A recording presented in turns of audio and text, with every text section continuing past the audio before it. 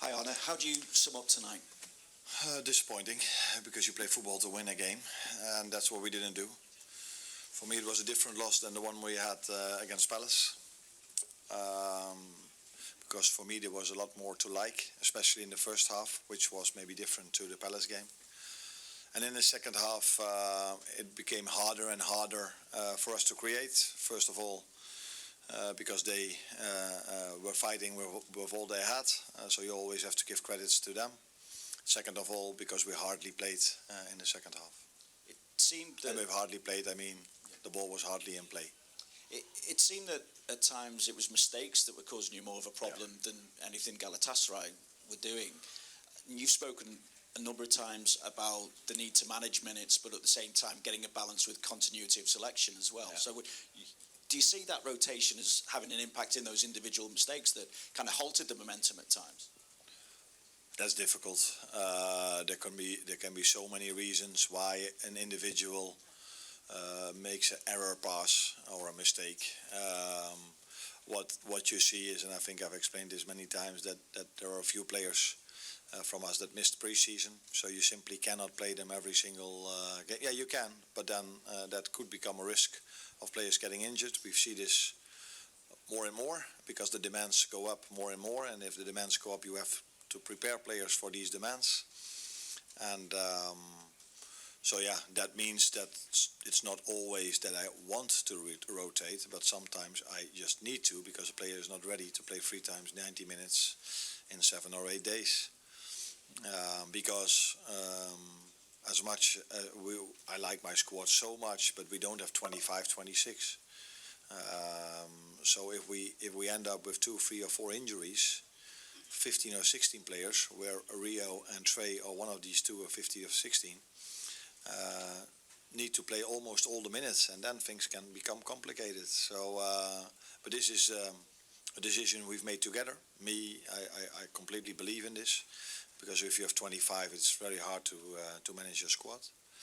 But as a result of that, with Hugo, Alex, Connor, McAllister not having the preseason as a player should have, that also results in the fact that I cannot play them every time. Richard. Hi Arne, you said that Alisson's definitely out for Saturday. What actually is the injury, and how severe do you think it is? No, when he sprinted back, he felt something. So yeah, we have to. I cannot tell you because I'm not a physician. Yeah. But normally, when a player, when he sprints back, feels something and he goes to the floor and doesn't come back onto the pitch.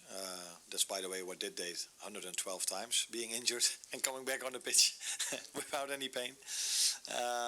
But our players don't do this. So if my player is on the floor, I 9 out of 10 times fear the worst. And with the worst, I mean that he cannot continue, and that's what happened with Alisson. So yeah, then normally he will not be able to play Saturday. That's 99.9%. I've already said 100%, but let's make it 99.9. But I think it's 100. Hi Arne, can I just check on Hugo Ekitike as well? It looked like he seemed to pull something when he stretched. He felt something when he had to reach for the ball. I think we all know which moment it was, when we were trying to force something. And I think at that moment of time on the other side there was someone on the floor as well. So the referee blew his whistle, and I wasn't even thinking that we had an injury. But yeah, Hugo felt something, and after the game.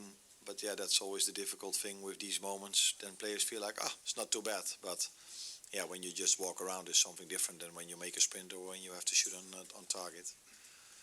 So he said he couldn't continue, so we had to take him off. Let's see how he is for the weekend. I'll just also ask you about your right side today. I know Dominic Subtitles played at right back, but seeing Jeremy Frimpong quite high up the field, is that something you want to continue with Dominic playing at right back? Is that an issue you need to sort of resolve? Nah, Jeremy played a lot of times as a wing-back, right winger at Leverkusen.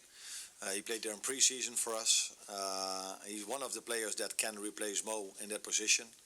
I don't see many others that can play in that position, which are favorite to them. I think Jeremy is one of his favorite positions to play there. He plays there for the national team, always. So yeah, he's a player that can play there. Normally, they play with the left winger inverted and the fullback really high. So yeah, if then the left winger goes inverted, he plays on the midfield. So then Dom is on the midfield, and Jeremy is then some kind of a wing back. But they did it the opposite today, which happens more to us, that they change something. But I think both of them can play really well in that position, and I've just explained also that that Connor missed out quite a lot in pre-season. So that also means he cannot play every single game. So you then consider which game is best for which player. And Mo has played a lot of minutes already. So we decided to do it today like this, and I think in the first half I was quite happy with the way we played, actually. Last question, Mike. Did you feel the penalty was slightly harsh on you? I haven't seen it back.